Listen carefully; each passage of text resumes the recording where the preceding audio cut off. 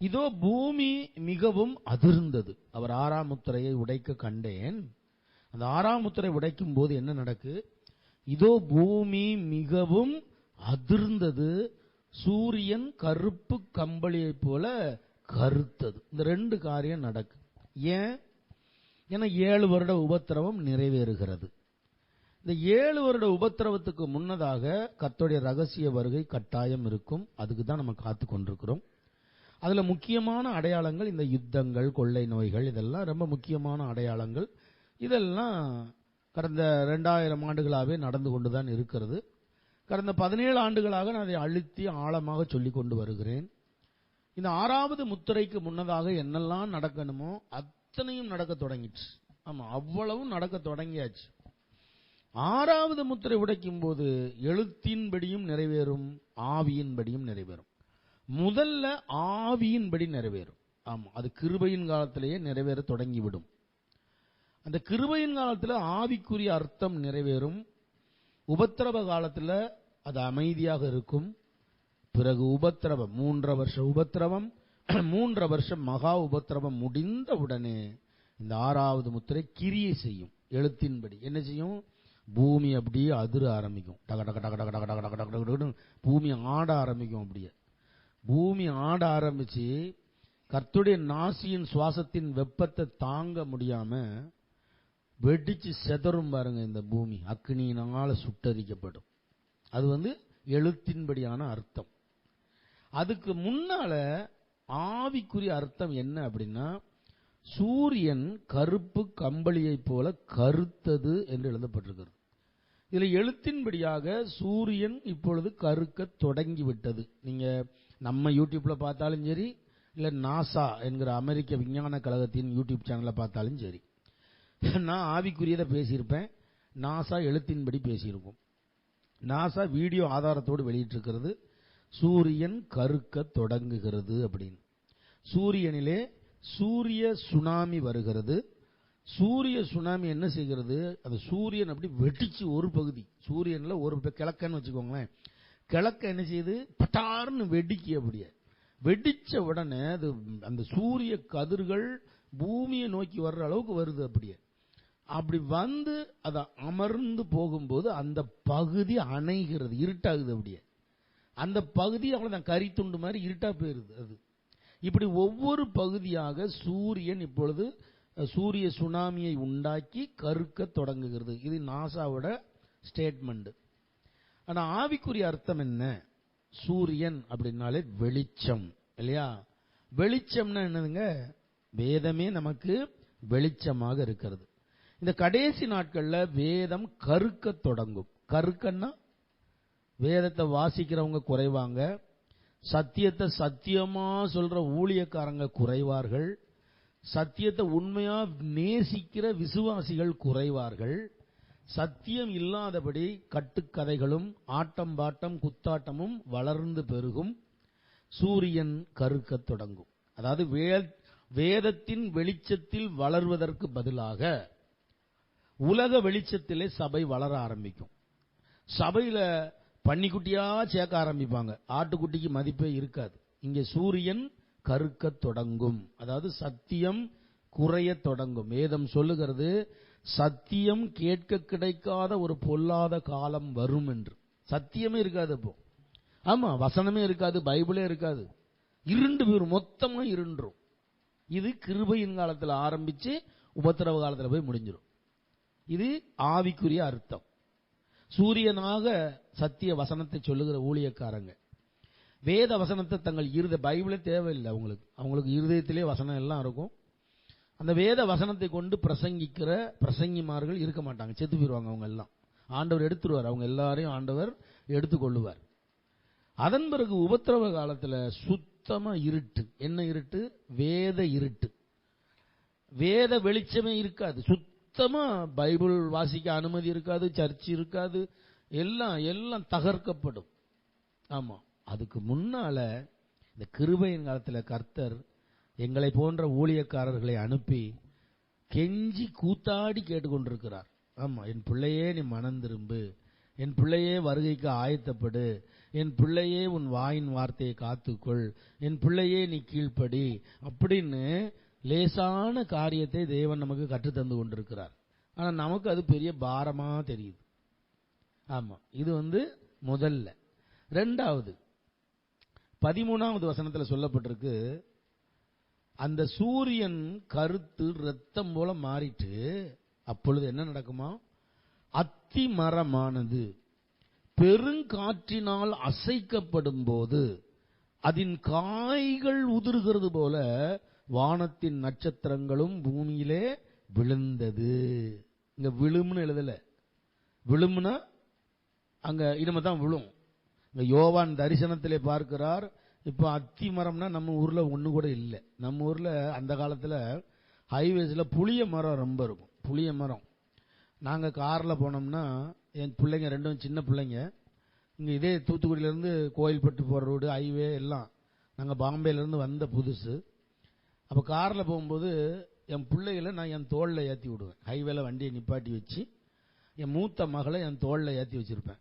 அவன் என் தோளுக்கு மேல ஏறி நின்று அந்த புளியங்கிளைய பிடிச்சி உதுத்து அப்படி ஆட்டுவா. அப்படி பொத்து பொத்து பொத்துன்னு புளியங்காய் பொத்து பொத்துன்னு அந்த பழுத்த புளியங்காய்லாம் கீழே விழும். என் பிள்ளைகளுக்கு அது பயங்கர ஜாலியா இருக்கும். நான் இப்படிப்பட்ட காரியத்தில் என் பிள்ளைகளுக்கு செஞ்சு கொடுப்பேன். இந்த காலத்தில் அதெல்லாம் செய்ய மாட்டேங்காங்க தகப்பன்மார். ஆமா, அப்படி போய் நாங்கள் போய் தூரமாக போய் புளியங்காயெல்லாம் பறிப்போம். ஆமா, என் பிள்ளைகள்ட்ட கேட்டீங்கன்னா சொல்லுவாங்க. இப்பவும் அந்த புளியங்காய் உழுற மாதிரி கற்பனை பண்ணிக்கோங்க. வானத்தின் நட்சத்திரங்கள் உழுமான் டொம்மு டொம்முன்னு. இங்க ஒரு குண்டு விழுந்தாலே தாங்க முடியல. இப்ப பாகிஸ்தான்காரன் எங்க தாக்க போறான்னு தெரியல. இவங்க 9 குண்டை போட்டுட்டாங்க. இவன் சும்மா இருப்பானா? சும்மா இருக்க மாட்டான். அவன் நேரம் பார்த்து அடிப்பேம்மா. காலத்தையும் நேரத்தையும் நாங்க நிர்ணயம் பண்ணி நாங்க அடிப்போம். அப்ப அவன் ஸ்டார்டிங்ல எங்க அடிப்பான்? இருக்கிறதுல பெரிய பட்டணம் எதுவோ அதுதான் அடிப்பான், இல்லைங்களா? அந்த மாதிரி ஒரு குண்டு விழுந்தாலே தாங்க முடிய மாட்டேங்குது. வானத்தின் நட்சத்திரங்கள் எல்லாம் பொத்து பொத்து பொத்துன்னு இந்த பூமியில விழுந்தா இந்த பூமி தாங்குமா? தாங்காது. என்ன ஆகும்? வெடிச்சு சிதறும். இந்த வானத்தின் நட்சத்திரங்கள் எப்பொழுது விழும்? தேவன் வானத்தின் சத்துவத்தை அசைப்பார் என்று வேதம் சொல்லுகிறது. எப்படி அசைப்பாராம்? தன்னுடைய கோபத்தினால ஓங்கி ஒரு மிதி கொடுப்பார். அப்ப என்ன நடக்கும்? வானத்தின் சத்துவங்கள் அசைக்கப்படும். கிட்டுக்கிட்டுன்னு அங்க இருக்கிற எல்லாமே ஆடும். அப்படி ஆடும்போது ஒன்னோடு ஒன்னு மோதும். ஒன்னோடு ஒன்னு மோதி பூமி மீது விழும். அப்பொழுது தன்னுடைய நாசியின் சுவாசத்தால அவர் ஏற்கனவே அந்தி கிறிஸ்துவையும் அவனுடைய ஆட்களையும் அழிச்சு முடிச்சிருப்பார். இந்த பூமியில உள்ள ஒருத்தனும் உயிரோட தப்ப முடியாது. கர்த்தருடைய ரகசிய வருகையிலே எடுத்துக்கொள்ளப்படாத, கர்த்தருடைய ரகசிய வருகையில எடுத்துக்கொள்ளப்பட்டவர்களுக்கு பயமே கிடையாது. அவங்க தைரியமா கர்த்தர் கூட இருப்பாங்க. அவங்க மேல இருந்து இதெல்லாம் பார்த்துக்கிட்டே இருப்பாங்க. அந்நிய கண்கள் அல்ல, உங்க சொந்த கண்கள். நீங்க வருகையில எடுத்துக்கொள்ளப்பட்டா உங்க கண்களே அதை பார்க்கும். நீங்க மேல இருந்து பார்ப்பீங்க பூமி வெடிச்சு சிதறுவதை. அதுக்கு அடையாளமாக என்னது? வானத்தின் நட்சத்திரங்களும் பூமியிலே விழுந்தது என்று யோவான் சொல்லுகிறார் தரிசனத்தில். இது ஆவிக்குரிய அர்த்தம் என்ன? பூமிக்குரிய அர்த்தத்தை சொல்லிட்டேன். உபத்திரவ காலத்துக்கு அப்புறம் நடக்கும். அதாவது மகா உபத்திரவ காலத்துக்கு அப்புறம் 3 வருஷம் உபத்திரவம் முடியும், 3 வருஷம் மகா உபத்திரவம் முடியும். அதுக்கு பிறகு கர்த்தர் பகிரங்கமாக வருவார். அவரை குத்தினோரும் காண்பார்கள். ஒரு பகிரங்கமா எல்லாரும் பார்ப்பாங்க. ரகசிய வருகை ஒருத்தரும் பார்க்க முடியாது. அவரால் தெரிந்து கொள்ளப்பட்டவர்கள் மட்டும் அவரை காண்பார்கள். மற்ற யாரும் அவரை பார்க்க மாட்டாங்க, பார்க்க முடியாது. ஆனா பகிரங்க வருகைய அவரால் தெரிந்து கொள்ளப்பட்டு ரகசிய வருகையில எடுத்துக்கொள்ளப்பட்ட நாமும் பார்ப்போம். ஏன்? அவருக்கு பின்னால நம்மளும் வருவோம் வெள்ள குதிரையில. அவரும் வெள்ள குதிரையில ஏறி உட்கார்ந்துருப்பார், நமக்கு ஒரு குதிரையை தந்திருப்பார். பின்னால வரும் ஆர்ப்பரித்து கொண்டு. ஆமா, அல்லே லூயா அல்லே லூயான்னு ஆர்ப்பரித்து கொண்டு நம்ம வருவோம். அவருக்கு பின்னால ஒரு பெரும் சேனையாக இருப்போம். ஒருவரும் எண்ணக்கூடாத பெருங்கூட்டமா இருக்கும். நம்ம வானத்துல கர்த்தர் கூட வரும்போது கீழே இருந்து அந்தி கிறிஸ்து என்ன செய்வான்? இருக்கிற ஏவுகணை கட்டு எல்லாத்தையும் நம்மை நோக்கி அடிச்சுக்கிட்டு இருப்பான். கர்த்தருக்கும் அந்தி கிறிஸ்துக்கும் நடக்கும். நம்ம ஒண்ணுமே செய்ய மாட்டோம். நம்ம எல்லாம் பின்னால சும்மா நிப்போம் அப்படியே. ஆமா, நம்ம வேடிக்கை பார்க்கிற வேலை தான் நமக்கு. கர்த்தர் தன்னுடைய நாசியின் சுவாசத்தால முழு உலகத்தையும் என்ன செய்வாரு? அக்கினியினால அழித்து போடுவார். நோவாவின் நாட்களிலே நடந்தது போல மனுஷகுமாரன் வரும் காலத்திலும் நடக்கும். நோவாவின் காலத்தில் என்ன நடந்ததுங்க? பெண் கொண்டும் பெண் கொடுத்தும் புசித்தும் குடித்தும் ஆட்டம் பாட்டம் கொண்டாட்டம். என்னது? பெண் கொண்டும் பெண் கொடுத்தும்னா கல்யாணம் முடிக்கிறதா? இப்ப கல்யாணம் முடிச்சா தப்பா? இது தப்பா வேற உபதேசம் பண்றாங்க, கல்யாணம் முடிக்க கூடாது அப்படின்னு. கல்யாணம் முடிக்க கூடாதுன்னு சொல்லக்கூடாது, கல்யாணம் முடிக்கலாம், சந்தோஷமா வாழலாம். இங்க பெண் கொண்டும் பெண் கொடுத்தும் அப்படின்னா, ஏற்கனவே கேரளாவில் ஒரு 40 பேர் பிடிபட்டான் பாருங்க போன வருஷம், நீங்க பார்த்துருப்பீங்க. அது கூட நம்ம யூடியூப்ல கிடக்கு பாருங்க. அது ஒரு செய்தியா போட்டிருக்கேன் நான். இந்த பெண் கொண்டும் பெண் கொடுத்துங்கிற செய்தியை அதில் போட்டிருப்பேன். ஆமா, கேரளாவில் பிடிபட்டாங்க, 40 பேர் பிடிபட்டாங்க. எப்படி? 20 பொம்பளை 20 ஆம்பளை. ஆமா, ஒரு புருஷன் அடுத்தவன் பொண்டாட்டி, அடுத்தவன் பொண்டாட்டி அடுத்தவன் புருஷன், இப்படி. இது ஒரு கலாச்சாரம். பெண் கொண்டும் பெண் கொடுத்தும். ஆமா, இது திருமணம் அல்ல, இது கள்ள திருமணம். ஆமா, இப்படிப்பட்ட அயோக்கியத்தனம் சோதோம் கோமோரால தான் நடந்துச்சு. இப்படிப்பட்ட அயோக்கியத்தனம் நோவாவின் காலத்தில் நடந்துச்சு. இந்த நோவாவின் நாட்கள்ல நடந்தது போல இப்பொழுது நடக்கும். ஒரே ஆட்டம் பாட்டம் கொண்டாட்டம். இது எங்க வரும்? உலகத்திலிருந்து. உலகத்தில் இருக்கிற வரை கர்த்தர் கண்டுக்க மாட்டார், அவன் நரகத்துக்கு போறான்னு விட்டுருவாரு. ஆனா இது சபைக்குள்ள வர ஆரம்பிக்கும். அப்படியே இந்த பொல்லாத நாட்கள் சபைக்குள்ள, இந்த வேசித்தனத்தின் ஆவி, விபச்சாரத்தின் ஆவி சபைக்குள்ள வரும். அப்ப வானத்தின் நட்சத்திரம் விழும். வானத்தின் நட்சத்திரம்னா நான் இப்ப சொல்றது எழுத்தின்படி அல்ல, ஆவியின்படி. நீங்க புரிஞ்சு கொள்ளணும். இப்ப வானத்தின் நட்சத்திரம் யாருங்க? வானத்தின் நட்சத்திரம் யாரா இருக்காங்க? கர்த்தருடைய ஊழியக்காரங்க. ஆமா, கர்த்தருடைய ஊழியக்காரங்க தான் வானத்தின் நட்சத்திரங்களாக இருக்கிறாங்க. அவங்க வானத்துல சுடர்களை போல பிரகாசிக்கிறார்கள் என்று பிலிப்பியர் 4:14 சொல்லப்பட்டிருக்கிறது. ஆமா, அவங்க வானத்தின் நட்சத்திரங்களைப் போல மின்னிக் கொண்டிருக்கிறார்கள் என்று வேதம் சொல்லுகிறது. ஸ்டார் ஊழியக்காரங்க.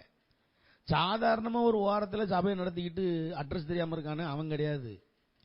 ஸ்டார். நான் ஒரு காலத்துல இருந்தேன்.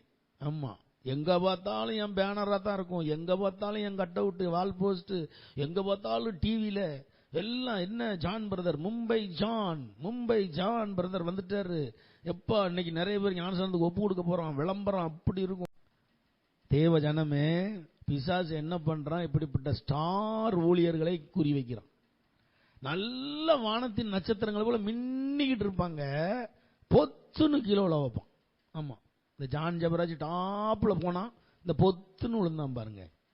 வெளியே தெரிஞ்ச விஷயம் இது, வெளியே தெரியாம நிறைய பேர். ஆமா, ரொம்ப மதிப்புக்குரிய ஊழியக்காரங்களா இருக்காங்க, வருகை குறித்து சொன்னவங்க இல்லையா? எல்லாரையும் பிசாசு என்ன செஞ்சு விழ தள்ளி சிலரை மட்டும் தேவன் தூக்கி நிறுத்தினார். சிலரால எந்திக்கவே முடியல. ஆமா, வானத்தின் நட்சத்திரங்களை போல மின்னிட்டு இருந்திருப்பாங்க ஒரு காலத்துல, பொத்துன்னு விழ தள்ளி விட்டுருவான். ஆமா, அப்படிப்பட்ட ஊழியர்கள் இந்த கடைசி நாட்கள்ல நிறைய விழ ஆரம்பிப்பாங்க. அதனாலதான் நான் சொல்லுவேன், ஊழியக்காரங்களுக்காக ஜெபம் பண்ணுங்க. நான் ஏன் உங்களுக்காக எனக்காக உங்களை ஜெபிக்க சொல்றேன்? ஆரம்ப நாட்கள்ல நம்ம விசுவாச பிள்ளைகளுக்கு புரியல. ஆமா, பாஸ்டர் தானே நமக்கு ஜெபிக்கணும், இந்த ஆள் என்ன லூசா, எப்ப பார்த்தாலும் எனக்கு ஜெபம் பண்ணுங்காரு. கட்டாயமா நீங்க ஊழியக்காரங்களுக்கு ஜெபிக்கணும். நீங்க எந்த சபைக்கு போறீங்களோ அந்த சபை ஊழியக்காரருக்கு நீங்க ஜெபிக்கணும். அது உங்க மீது விழுந்த கடமையா இருக்கு. ஏன்னா அவங்க வானத்தின் நட்சத்திரமா மாறுற நேரத்துல பிசாசு தள்ளி விட்டுருவான். அப்ப எழுத்தின்படியான அர்த்தமும் நடக்கும், ஆவிக்குண்டான அர்த்தமும் நடக்கும். மறந்துடக்கூடாது. அதான் 6வது முத்திரை. இந்த 5 முத்திரை வரைக்கும் கட்டாயம் நடந்து தீரணும். அது நடக்க ஆரம்பிச்சாச்சு. இப்ப நிறைய இன்னும் நிறைய நான் யூடியூப்ல பேசி முடிச்சுட்டேன், லைவா பேசி முடிச்சுட்டேன். கர்த்தருக்கு சித்தமானால் இன்னும் சில காரியங்கள் எல்லாம் உங்களுக்கு ஓப்பனா படக்காட்சிகளோட அந்த மண்டபத்திலையும் நான் கொண்டு வருவேன். ஆமா, இந்த 7 முத்திரைகள் என்பது மிக முக்கியமான சத்தியம் வேதாகமத்தில். முழு பைபிள்ல இந்த 7 முத்திரைகளுக்குள்ளதான் ரகசியங்கள் நிறைய இருக்கு. ஆனா ஆண்டவர் அநேகருக்கு அதை வெளிப்படுத்தாம ஒரு சிலருக்கு மட்டுமே அவர் வெளிப்படுத்துகிறார். 15வது வசனம் சொல்லுகிறது, பூமியின் ராஜாக்களும் பெரியோர்களும் ஐஸ்வர்யவான்களும் சேனை தலைவர்களும் பலவான்களும் அடிமைகள் யாவரும் சுயாதீனர் யாவரும் பர்வதங்களின் குகைகளிலும் கண்மலைகளின் வெடிப்புகளிலும் ஒளித்துக் கொண்டு பர்வதங்களையும் கண்மலைகளையும் நோக்கி, நீங்கள் எங்கள் மேல் விழுந்து சிங்காசனத்தின் மேல் வீற்றிருக்கிறவருடைய முகத்திற்கும் ஆட்டுக்குட்டியானவருடைய கோபத்திற்கும் எங்களை மறைத்துக் கொள்ளுங்கள். ஆமா, இந்த கிருபையின் காலத்துல ஆட்டுக்குட்டியானவருக்கு ஒரு முகம் தான் எல்லாருக்கும் தெரியுது. நான் அடிக்கடி சொல்லுவேன், ஏசப்பாக்கு ஒரு முகம் கிடையாது. இப்ப கிருபையின் காலத்துல அன்பின் தெய்வம், ஆறுதலின் தெய்வம், ரட்சிப்பின் தெய்வம், இதையே பார்த்துக்கிட்டு இருக்கிறீங்க. இங்க ராஜாக்களும் எல்லாரும் என்ன சொல்றாங்க, கடைசி நாள் கைவிடப்பட்ட பிறகு அவர்களை அடிச்சு போட வரும் பொழுது பிதாவையும் பார்க்காங்க, இயேசுவையும் பார்க்காங்க. பிதா எப்படி இருக்காரு? ஒரு கோபம் இல்லை அவருக்கு. அவர் எப்படி இருக்காரு? சிங்காசனத்துல உட்கார்ந்து இருக்கிறார். அவருடைய முகத்தை காட்டுறார் பாருங்க. அவருடைய சிங்காசனத்தின் மேல் வீற்றிருக்கிறவருடைய முகத்துக்கும் அவர் முகத்தை பார்க்க கூட இவங்களுக்கு தைரியம் இருக்காது.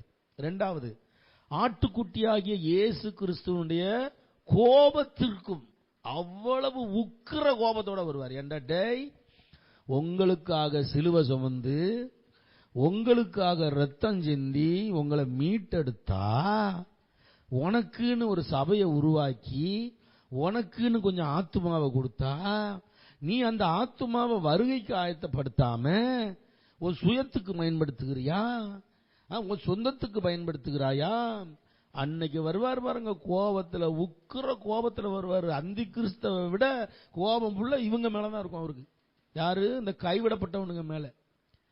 ஏண்டா, உங்களுக்காக தாண்டா ரத்தம் சிந்தினேன், உங்களுக்காக தாண்டா என் உயிரையே கொடுத்தேன். இந்த ஜான் மாதிரி எத்தனை பேர் கத்தி கத்தி 2000 வருஷம் பிரசங்கம் பண்ணிட்டான். எவனாவது கேட்டீங்களாடா? அந்த உக்கிர கோபம்தான் அவர் மூக்கில இருந்து அக்னியா வரும். அப்படியே ஒரு பயலும் தப்ப முடியாது. 17வது வசனம் சொல்லுகிறது, அவருடைய கோபாக்கினையின் மகா நாள் வந்து விட்டது, யார் நிலை நிற்க கூடும்? அந்த நாள் உங்களுக்கு வேண்டான்னு சொல்லிதான் தேவஜனமே கத்தி கதறி கஷ்டப்பட்டு இந்த சத்தியத்தை 17 வருஷமா சொல்லிக்கிட்டு இருக்கேன். கண்ணிருந்தும் குருடனாய் காதிருந்தும் செவிடனா இருக்காங்க. ஆபிரகாமை பார்த்து அந்த ஐஸ்வர்யவான் கேட்ட மாதிரி கேட்டுக்கிட்டு இருக்காங்க. லாசர்வை கொஞ்சம் அனுப்பி விடுங்க ஐயா, உயிரோட வந்து சொல்லட்டும், நாங்க மனம் திரும்புறோம், என் தம்பி தங்கச்சி எல்லாம் மனம் திரும்பட்டும், லாசரை அனுப்புங்க ஐயா. அப்ப ஆபிரகாம் என்ன சொல்லுவாரு? எப்பா, அங்க இருக்கிற தீர்க்கதரிசிக்கு அவன் செவி கொடுக்கலன்னா உயிரோட இவன் லாசர் போய் சொன்னாலும் சரி, யாரு போய் சொன்னாலும் கேட்கவே மாட்டாங்கன்னு சொன்னாரு பாருங்க. இயேசுவே கடவுள், அவரே வந்து சொன்னாரு, ஏண்டா நான் தாண்டா உங்களை ரட்சிக்க வந்திருக்கேன்னா அவரே சிலுவையில் அடிச்சு விட்டானுங்க. சரி, சிலுவையில் அடிக்கப்பட்டு ரத்தம் சிந்தி போயிட்டாரே, போனவர் பரிசுத்த ஆவியானவர் கொடுத்துட்டு போயிருக்காரு, அந்த பரிசுத்த ஆவியானவரின் சத்தத்துக்கு நீ செவி கொடுக்கிறாயா? இதோ கர்த்தர் சீக்கிரம் வருகிறார் என்று கத்தி கதறி சொல்லிக் கொண்டிருக்கிற ஆவியானவரின் சத்தத்துக்கு நீ செவி கொடுக்கிறாயா? கண்களின் இச்சை, மாம்சத்தின் இச்சை, ஜீவனத்தின் பெருமையிலே இனி எத்தனை காலம் நீ வாழ்ந்து கொண்டிருப்பாய்? தேவ ஜனமே, கர்த்தராகிய இயேசு கிறிஸ்துவின் கோப முகத்தை பார்க்க முடியாது யாராலையும். ஆனா நீங்கள்லாம் கிருபை பெற்றவர்கள், நீங்கள்லாம் இரக்கத்தை பெற்றவர்கள். நான் விசுவாசத்தோடு சொல்லுகிறேன், இந்த 5 மணி ஜபத்தில் யாரெல்லாம் இப்ப விழித்திருந்து இந்த வருகையின் சத்தியத்தை கேட்டுக்கொண்டிருக்கிறீர்களோ, நீங்கள் எல்லாம் பாக்கியவானும் பாக்கியவதியும். இந்த சத்தியத்தை கேட்பது மட்டுமல்ல, வருகையிலே காணப்பட வேண்டும் என்கிற வாஞ்சை யாருக்குள்ளெல்லாம் வருதோ, நீங்க எல்லாம் பாக்கியவானும் பாக்கியவதியுமா இருக்கிறீங்க. ஏனென்றால் 6வது முத்திரையிலே இந்த பூமி சுட்டரிக்கப்படும். மத்தேயு 24ஆம் அதிகாரம் 29ஆம் வசனத்தை வாசிங்க. அந்நாட்களின் உபத்திரவம் முடிந்தவுடனே சூரியன் அந்தகாரப்படும், சந்திரன் ஒளியை கொடாதிருக்கும், நட்சத்திரங்கள் வானத்திலிருந்து விழும், வானத்தின் சத்துவங்கள் அசைக்கப்படும். தேவஜனமே, வானத்தின் சத்துவங்களை அசைப்பது கர்த்தர். அவர் கிளம்பும் போதே வானத்தின் சத்துவத்தை அசைப்பாரு. அப்படின்னா என்ன அர்த்தம் தெரியுமா? இதையும் நான் 17 வருஷத்துக்கு முன்னால பேசி யூடியூப்ல போட்டிருக்கேன் பாருங்க, ஆதாரத்தோட. அவர் வானத்தின் சத்துவத்தை அசைக்கும் போது வானத்தில் என்ன சத்துவங்கள் இருக்கு? நட்சத்திரங்கள் மட்டுமல்ல, மனிதனால் ஏவப்பட்ட கோடிக்கணக்கான சேட்டிலைட் குப்பையாக மிதந்து கொண்டிருக்கிறது.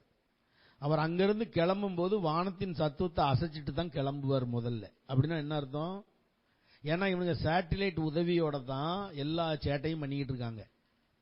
அங்க குப்பையா வானத்துல மிதந்துகிட்டு இருக்கு. பரிசுத்தமா இருக்க வேண்டிய வானத்தை இவனுங்க அவ்வளவு அழுக்காக்கி வச்சிருக்கான். இப்ப குப்பை அவ்வளவு ஒரு நாளைக்கு ஆயிரக்கணக்கில் சேட்டலைட் அனுப்புது எல்லா நாடும்.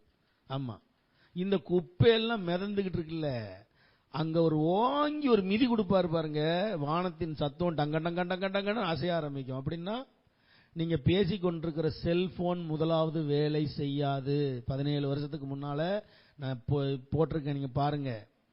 செல்போன் முதல்ல வேலை செய்யாது, எலக்ட்ரிசிட்டி வேலை செய்யாது, பிளைட் பறக்காது, ட்ரெயின் ஓடாது, பஸ் இயங்காது, இன்டர்நெட் வேலை செய்யாது, அத்தனையும் பூமியிலே முடங்கி போகும். மனிதர்கள் இன்டர்நெட்டை மட்டுமே நம்பி வாழ்கிற காலம் இது. இன்டர்நெட் இல்ல, சுத்தமா எல்லாம் முடிஞ்சு போகும். இப்போ முழு உலகமும் இன்டர்நெட்டை நம்பி வாழ்ந்து கொண்டிருக்கிறது. ஆனா அவர் முதல்ல அங்கதான் அடிப்பார். மொத்த உலகம் முடங்கி போவோம். இவன் பட்டண தட்டினா தானே அணுகுண்டு எந்திக்கும். இவன் கற்பனை என்ன, இயேசு வருவாரு, அணுகுண்டை விட பயங்கரமான மதர் பாம் ஃபாதர் பாம்னு தயாரிச்சு வச்சிருக்கு எல்லா நாடும்.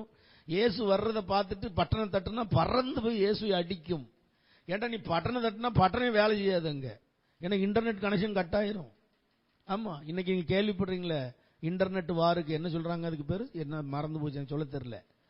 அந்த ஒரு வார் நடந்து கொண்டிருக்கிறது உலகத்துக்கு. சைஃபர் கிரைம்னு சொல்றாங்களா, அது மாதிரி சைஃபர் வார். ஒரு நாடை பிடிக்கலன்னா அந்த நாட்டோட பேங்க் எல்லாம் முடக்கிடுவாங்க, ஆஸ்பத்திரியை முடக்கிடுவாங்க, வேலை செய்யாது. ஆஸ்பத்திரி வேலை செய்யாது, பேங்க் வேலை செய்யாது, ஒன்னும் வேலை செய்யாது. ஏன்னா இன்டர்நெட் முடக்கப்பட்டுரும். சைஃபர் கிரைம் முடக்கிடுவாங்களா, அந்த மாதிரி ஆண்டவர் கிளம்பும் போதே எல்லாத்தையும் முடக்கிட்டு தான் கிளம்புவார். ஆமா, ஒன்னும் வேலை செய்யாது, அப்படியே முழிச்சுக்கிட்டு இருப்பான், என்ன செய்ய அப்படின்னு. அவன் அந்த பாபேல் டவரை கட்டின மாதிரி தான். பாபேல் டவரை ஏன் கட்டினா, அவன் என்ன செஞ்சான், பாபேல் டவர் மேல ஏறி வில்ல எடுத்து அம்பு எடுத்து, அவன் வில் வித்தைக்காரன். அவன் வில்ல விட்டான்னா அது பல கிலோமீட்டருக்கு போகும். பேர் மறந்து போச்சு இப்ப எனக்கு, சரி இருக்கட்டும். நான் ஏற்கனவே பிரசங்கம் பண்ணிருக்கேன் உங்களுக்கு, யூடியூப்ல போடுறேன். இப்ப சமீபத்தில் பண்ண பிரசங்கம் அது. அப்ப அந்த மாதிரி இப்ப வரும். பாபேல் டவரை கட்டி கர்த்தரை அடிக்க கிளம்பினா பாருங்க, அந்த மாதிரி இப்போ கர்த்தரை அடிக்கிறதுக்கு தான் இவ்வளவு பிளான் நடக்குது. அடிக்க முடியுமாடா லூசு பையில? அவர் நாசியின் சுவாசத்தால் உன்னை அழிக்க வருகிறார், அதற்கு முன்னதாக தன்னுடைய பிள்ளைகளை பாதுகாக்க வரப்போகிறார். அதுதான் ரகசிய வருகை. அந்த ரகசிய வருகையை ஊழியக்காரங்களே இல்லைன்னு சொல்லிட்டு இருக்காங்க. நிறைய சபைகள் ரகசிய வருகை கிடையாதுன்னு சொல்லி கொண்டிருக்கிறது. சகோதரர் ஜானாகிய நான் சொல்லுகிறேன், ஆவிக்குள் நிறைந்து சொல்லுகிறேன், பரிசுத்த ஆவியானவர் பேசிக் கொண்டிருக்கிறார். ரகசிய வருகை உண்டு, நிச்சயம் உண்டு. அவருடைய பிள்ளைகள் நிச்சயம் எடுத்துக் கொள்ளப்படுவார்கள். அவர்கள் பிள்ளைகள் எடுத்துக் கொள்ளப்பட்ட பிறகுதான் இது எல்லாமே நடக்கும். இவ்வளவு நேரம் நான் பேசின எல்லாமே எப்ப நடக்கும்? ரகசிய வருகைக்கு பிறகு. அப்ப நீங்க வாசிக்கணும், பேர் இருக்கு, அந்த இதுல இருக்காது. நான் எடுத்து பேரெல்லாம் போட்டு யூடியூப்ல போட்டுட்டேன். சரி, நானே எடுத்து அடுத்து நாளைக்கு சொல்றேன், இப்ப மறந்துட்டேன். இப்ப பாருங்க, தேவ ஜனமே, சூரியனை இருளாகவும் நட்சத்திரங்களை விழவும் பண்ணி விடுவார். அவருடைய அனுமதியோட தான் இது நடக்கும். அப்படி வேத வெளிச்சம் குறைவதற்கு முன்னதாக, நட்சத்திரங்களாக மின்னிக் கொண்டிருக்கிற ஊழியக்காரங்க விழுறதுக்கு முன்னால, விசுவாச பிள்ளையே நீ வருகைக்கு ஆயத்தப்படு. நீ கர்த்தரை நம்பு, ஊழியக்காரனை நம்பாத. என்னையும் சேர்த்து சொல்றேன், நானும் ஒரு ஊழியக்காரன். நீ கர்த்தரை மட்டும் நம்பு, அவரை விசுவாசி. உன் ஆவிக்குள் ஏவப்பட்டு இந்த ஊழியக்காரர் உண்மையிலே சத்தியத்தை சொல்றாருன்னா அவர் பேச்ச கேளு, கீழ்ப்படி. லூக்கா 23 அதிகாரம் 45-46 வசனம் சொல்லுகிறது, சூரியன் இருள் அடைந்தது, தேவாலயத்தின் திரைச்சீலை நடுவில் இரண்டாக கிழிந்தது. இயேசு, பிதாவே உம்முடைய கைகளில் என் ஆவியை ஒப்புவிக்கிறேன் என்று மகா சத்தமாய் கூப்பிட்டு சொன்னார். இப்படி சொல்லி ஜீவனை விட்டார். அப்ப ஏற்கனவே ஒரு ட்ரெய்லர் காட்டிட்டார் நமக்கு. அவர் உலகத்தில் வந்து ஜீவனை தந்து சிலுவையில மரித்த பொழுது சூரியன் இருள் அடைந்தது. நான் குட் ஃப்ரைடேல செய்தி கொடுத்திருக்கிறேன். இதை இப்போ இந்த சமீபத்தை குட் ஃப்ரைடேல சூரியன் இருள் அடைந்த உடனே கண்ணெதிரில் ஒருத்தருக்கு ஒருத்தர் தடவிட்டு அலைகிறான். இருட்டு, பகல் 3 மணி வேளையில இருளாய் போச்சு, எல்லாம் இருண்டு அந்தகாரமாய் போச்சு. இது ஒரு ட்ரெய்லர். ஆனா நிரந்தரமாக இந்த சூரியன் இல்லாமல் போயிடும். இந்த சூரிய சந்திர நட்சத்திரங்கள் எல்லாம் அழிந்து போகும். வானமும் புஸ்தகம் போல சுருட்டப்படும். ஆனா உங்களுக்காக தேவன் புதிய வானத்தையும் புதிய பூமியை உண்டாக்கி வச்சிருக்கிறார். அது அந்நிய கண்கள் அல்ல, உங்க சொந்த கண்கள் காணும். அதுக்கு தான் ரகசிய வருகையில நீங்க எடுத்துக்கொள்ளப்பட வேண்டும் என்று உங்களுக்கு சொல்லுகிறேன் தேவ ஜனமே. அந்த ரகசிய வருகையில எடுத்துக்கொள்ளப்பட என்ன செய்யணும்னு பலமுறை நான் பிரசங்கம் பண்ணியிருக்கிறேன் இல்லைங்களா? 4 காரியத்தை கட்டாயம் செய்யுங்க. முதலாவது, இயேசு கிறிஸ்துவை சொந்த இரட்சகராக ஏற்றுக்கொள்ளுங்கள். 2வது, மூழ்கி ஞானஸ்நானம் பெறுங்கள். 3வது, அபிஷேகத்தை பெறுங்கள். 4வது, ஆத்தும ஆதாயம் செய்யுங்கள்.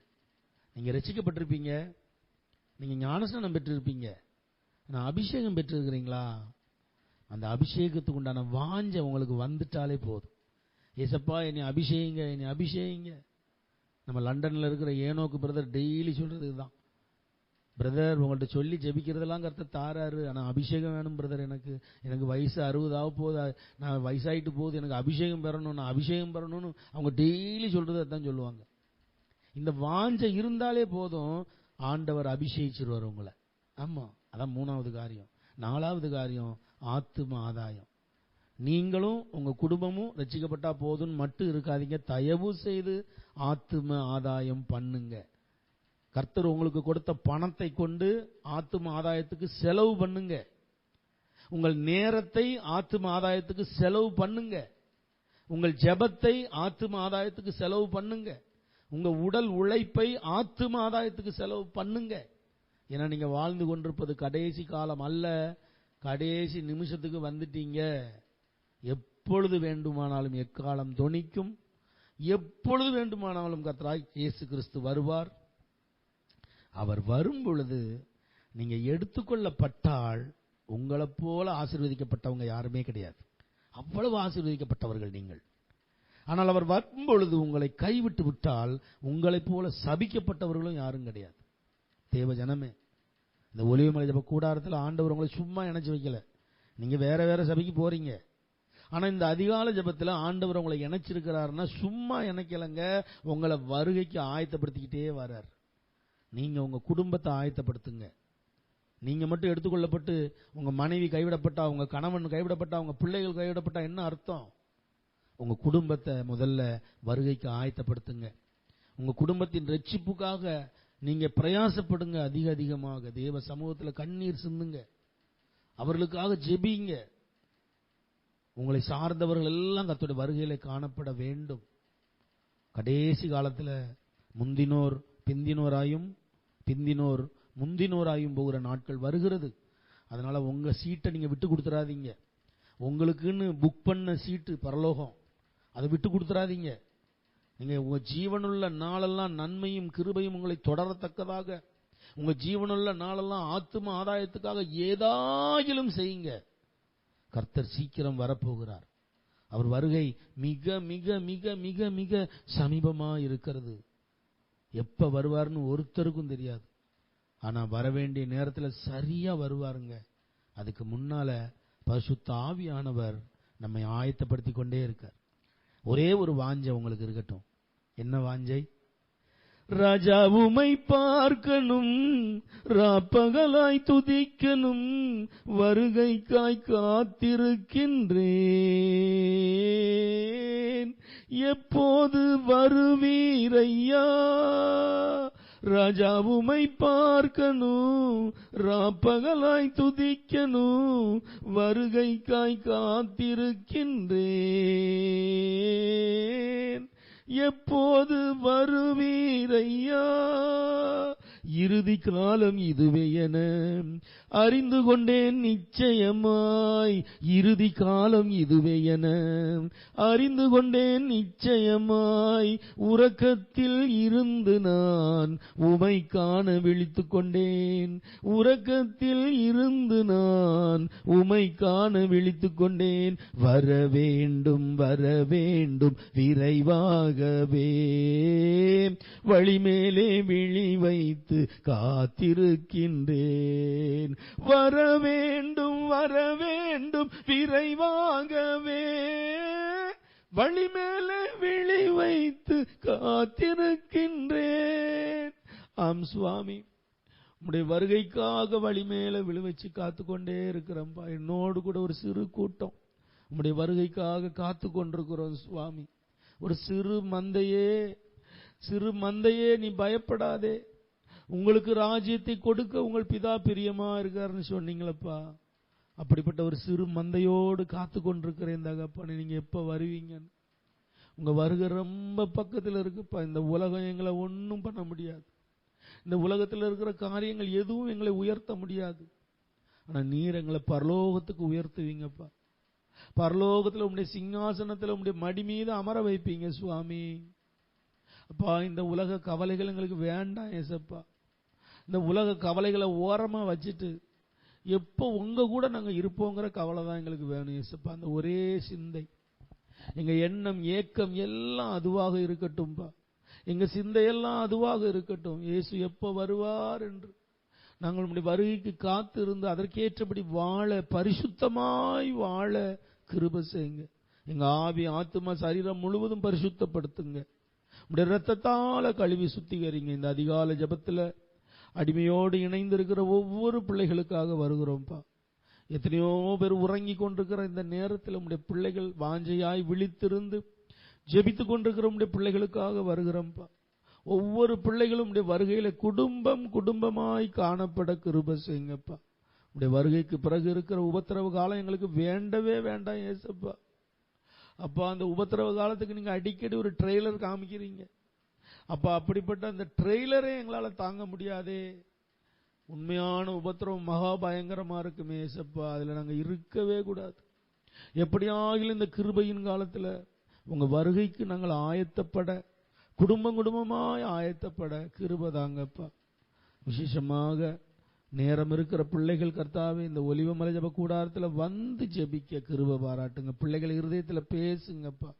அருமையா ஒரு தனிமை ஜெப அறையெல்லாம் கட்டி தந்திருக்கிறீங்களே. நேரம் இருப்பவர்கள் வந்து ஜெபித்து பரிசுத்தப்பட, வருகைக்கு ஆயத்தப்பட கர்த்தர் கிருபை பாராட்டுங்க. யாரும் வீணான பயத்துக்கு இடம் கொடுத்து விடாதபடி பரிசுத்த பயம் இருக்கட்டும்பா. தெய்வீக பயம் இருக்கட்டும். உண்மை குறிச்ச பயம் இருக்கட்டும். உலக பயம் வேண்டாம் ஏசப்பா.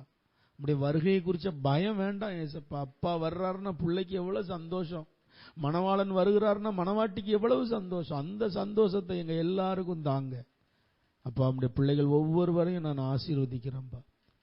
நீர் கொடுத்த கிருபையின் நிமித்தமாக, அன்பின் நிமித்தமாக, அதிகாரத்தின் நிமித்தமாக, உள்ளத்தின் ஆழத்திலிருந்து இந்த அதிகால ஜெபத்துல கலந்து கொண்டு இந்த சத்தத்தை கேட்டுக்கொண்டிருக்கிற ஒவ்வொரு குடும்பத்தையும் வாழ்த்துகிறேன். பிதா, குமாரன், பரிசுத்தாவியின் நாமத்திலே ஆசீர்வதிக்கிறேன். அக்கம் பக்கத்தில் இந்த சத்தத்தை கேட்டுக்கொண்டிருக்கிற ஒவ்வொரு குடும்பத்தையும் வாழ்த்துகிறேன், ஆசீர்வதிக்கிறேன். மீட்பர் இரட்சகருமாகிய இயேசு கிறிஸ்துவின் இன்ப நாமத்தில் ஜெபங்கேளும் நல்ல பிதாவே.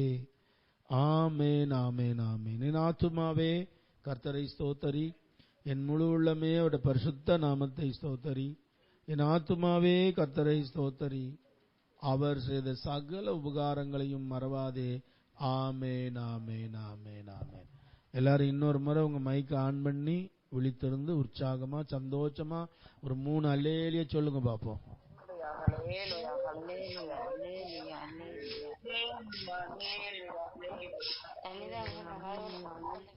ஆமென், ஆமென். God bless you, God bless your family. எல்லாம் ஒருத்தருக்கு ஒருத்தர் ஸ்தோத்திரம் சொல்லிக்கோங்க. கர்த்தருக்கு ஸ்தோத்திரம். இன்னும் நமக்கு செவ்வாய்க்கிழமை கூட்டத்துக்கு இன்னும் கொஞ்சம் நாள் தான் இருக்கு. நல்லா இப்பவுமே ஜெபத்தோட ஆயத்தப்பட்டு கொண்டே இருங்க. அநேகர் ரட்சிக்கப்படணும். செவ்வாய்க்கிழமை கூட்டத்தில் வருகையின் சத்தியத்தை கேட்டு யாரும் பயப்படக்கூடாது. அநேகர் ரட்சிக்கப்படணும். ஆமா, ரட்சிப்பின் சத்தியமா இருக்கணும். இந்த வர்ற செவ்வாய்க்கிழமை பயங்காட்டுற சத்தியமா இல்லாம ரட்சிப்பின் சத்தியமா இருக்கணும். அதுக்காக நீங்க எல்லாம் ஜெபம் பண்ணுங்க. ஆமென். கர்த்தருக்கு ஸ்தோத்திரம். Praise the Lord. ஸ்தோத்திரம்.